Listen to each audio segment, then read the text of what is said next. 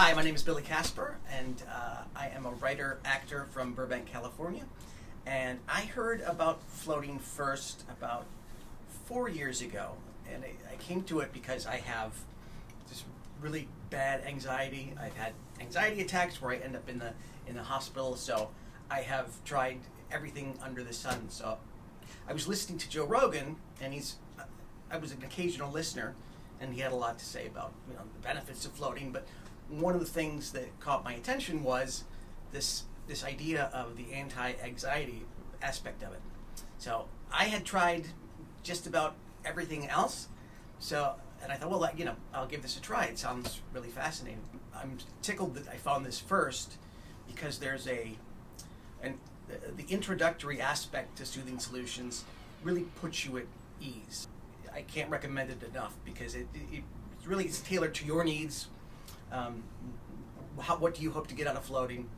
That sort of things. Some floating experiences to share, some of my favorite floats.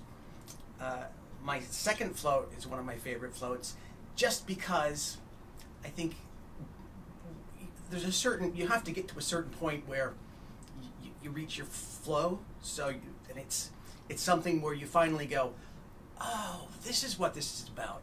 You stop worrying about, am I going to float? Is there enough air? That sort of thing. So the second float that I had was very memorable because that's really what lets you know what the experience is all about once you settle in.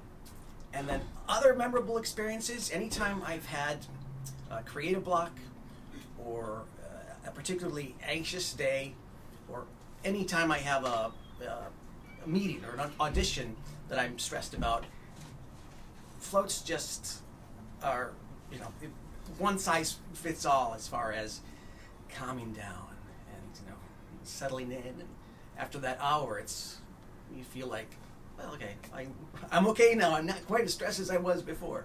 I would say to someone afraid to float that, well, I would first ask what they were afraid of, because there's nothing that can't be addressed if you tackle those things head on. If it's a question of like claustrophobia or just anxiety about being in an enclosed space, or if you're going to run out of air, I would suggest to those people to come to Soothing Solutions, because your first float is your introductory, you get into it.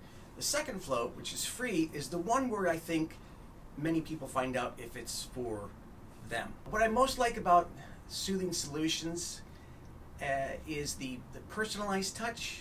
It's something that you don't experience at other float places, and I've been to several in the area and also in Michigan.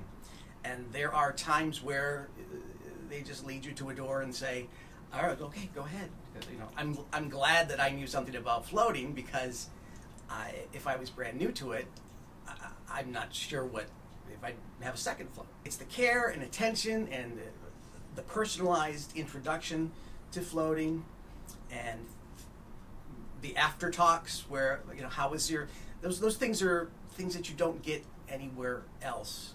So that's my fave points of Soothing Solutions. I float as often as I can. I would say on average I try to at least do one a week.